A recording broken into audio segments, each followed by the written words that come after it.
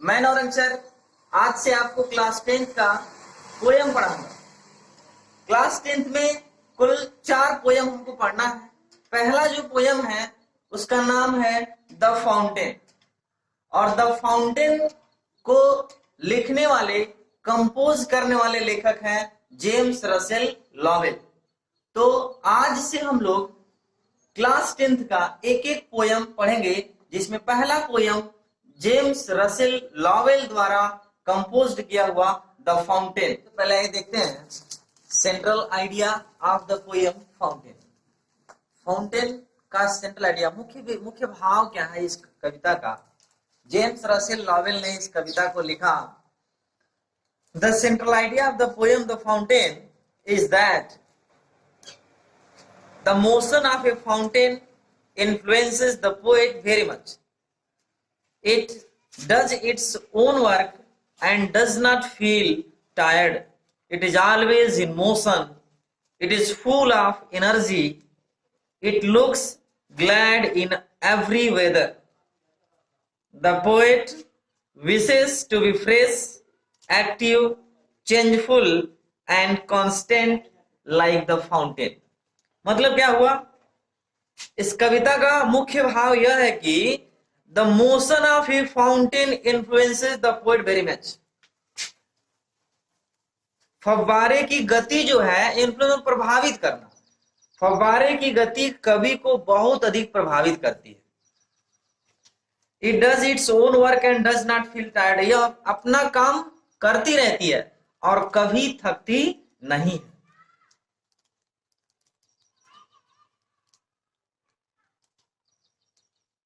फव्वारा अपना काम करता रहता है और कभी थकता नहीं है, कभी नहीं थकता।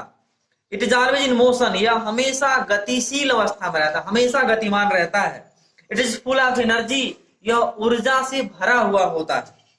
फव्वारा ऊर्जा से भरा हुआ होता है। It looks glad in every weather, यह हर मौसम में, ग्लैड मतलब प्रसन्नचित रहता है। The poet wishes to be fresh, और फव्वारे के गुणों को कवि भी क्या करना चाहता है, wishes to be fresh, active, changeful, constant, अर्थात कवि फव्वारे के जैसे सदैव ताजा, सक्रिय, परिवर्तनशील और दृढ़ होना चाहता है। तो आइए फाउंटेन स्टार्ट करते हैं। Into the sunshine full of the light, leaping and flashing from morn till night, into the moonlight whiter than snow, waving so flower like when the winds blow. Into the sunshine मतलब सूर्य के प्रकाश में, full of the light फव्वारा जो होता है प्रकाश से भरा हुआ होता है।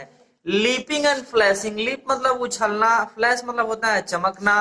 तो उछलते हुए और चमकते हुए, फ्रॉम मॉर्न टिल नाइट, सुबह से लेकर रात तक फव्वारा चमकता रहता है, उछलता रहता है। Into the moonlight whiter than snow, और मूनलाइट मतलब चंद्रमा के प्रकाश में। तो चंद्रमा के प्रकाश में क्या होता है, वाइटर देन स्नो, बर्फ से भी ज्यादा सफेद दिखता है।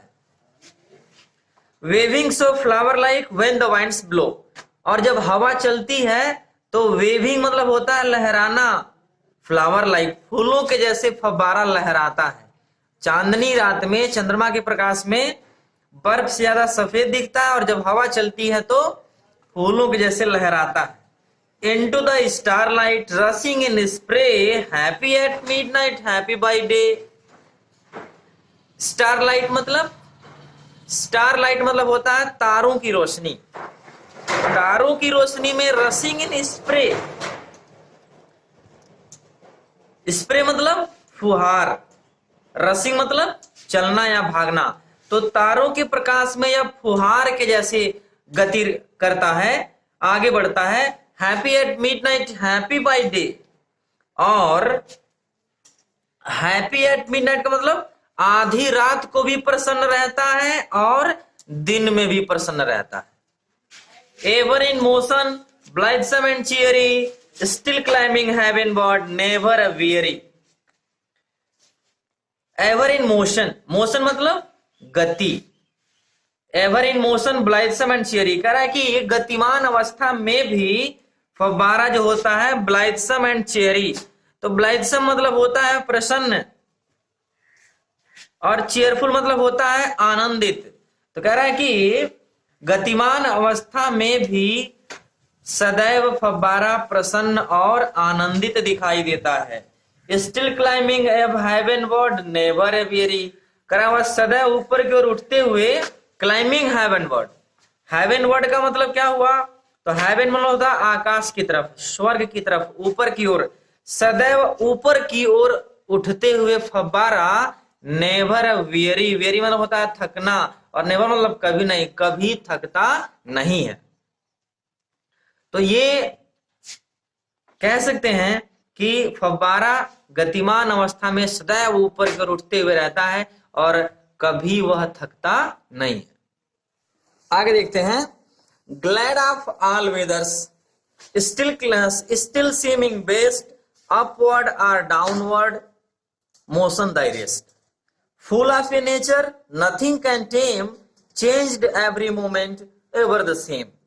ग्लैड ऑफ ऑल वेदर्स मतलब, ग्लैड मतलब प्रसन्नचित, सभी मौसम में प्रसन्नचित रहने वाला फव्वारा, still seeming best, still seeming best मतलब बेस्ट मतलब अच्छा, सबसे अच्छा दिखाई देता है। सभी मौसमों में प्रसन्नचित रहने वाला फव्वारा सबसे अच्छा दिखाई देता है। Upward or downward motion thy rest, ऊपर की ओर जाते हुए या डाउनवर्ड नीचे की ओर आते हुए motion thy rest. Motion thy rest का मतलब, मोशन मतलब गतिमान अवस्था में ही, दाई रेस्ट उसका आराम भी है, अर्थात उसकी गति में ही उसका विश्राम है, उसकी गति में ही उसका विश्राम है। Full of nature nothing can time, full of nature मतलब प्रकृति से परिपूर्ण, प्राकृतिक शक्तियों से परिपूर्ण भरा हुआ फव्वारा, नथिंग कैन टेम, कोई उसको, टेम मतलब होता है पालतू बनाना, कोई उसको अपने वश में नहीं कर सकता। Changed every moment ever the same, हर क्षण चेंज्ड बदलता रहता है, एवर द सेम फिर भी, हर क्षण बदलता रहता है फिर भी वैसा ही दिखता है, एक जैसा दिखता है। आगे देखते हैं, ceaseless aspiring, ceaseless content, darkness or sunshine, thy element। ceaseless मतलब होता है कंटिन्यूअस, लगातार। एस्पायरिंग, एस्पायरिंग मतलब होता है ऊपर की ओर उठना, नई कामना को प्राप्त करना। तो कह रहा है कि लगातार ऊपर की उठते हुए, सीजलेस कंटेंट, और कंटेंट मतलब होता है संतुष्टि, लगातार ऊपर की ओर उठते हुए फव्वारा अपनी गति से संतुष्ट रहता है। डार्कनेस और सनशाइन, चाहे अंधकार हो या सूर्य का प्रकाश, यानी कि दिन हो या रात, दाई एलिमेंट वह हमेशा अपने स्वभाव को बरकरार रखता है, वह दिन हो या रात हमेशा एक समान रूप से चलता ही रहता है। लास्ट में कह रहा है poet, glorious fountain let my heart be fresh changeful constant upward like thee। करा के ग्लोरियस फाउंटेन,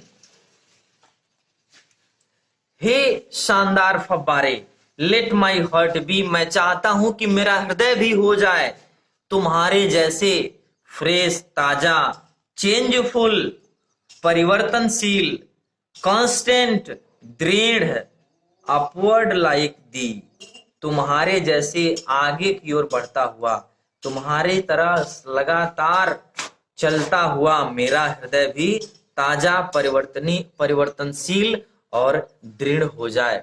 इसी कामना के साथ ये जेम्स रसेल लॉवेल चाहते हैं कि फाउंटेन के सारे गुण हमारे अंदर आ जाएं। मेरे प्यारे बच्चों, जेम्स रसेल लॉवेल ने केवल स्वयं के लिए नहीं बल्कि सभी पाठकों के लिए, जो इस पोयम को पढ़ रहा है, पढ़ेगा, सभी के लिए ये संदेश देना चाहते हैं कि फव्वारे के जैसे हम लोग भी हो जाएं।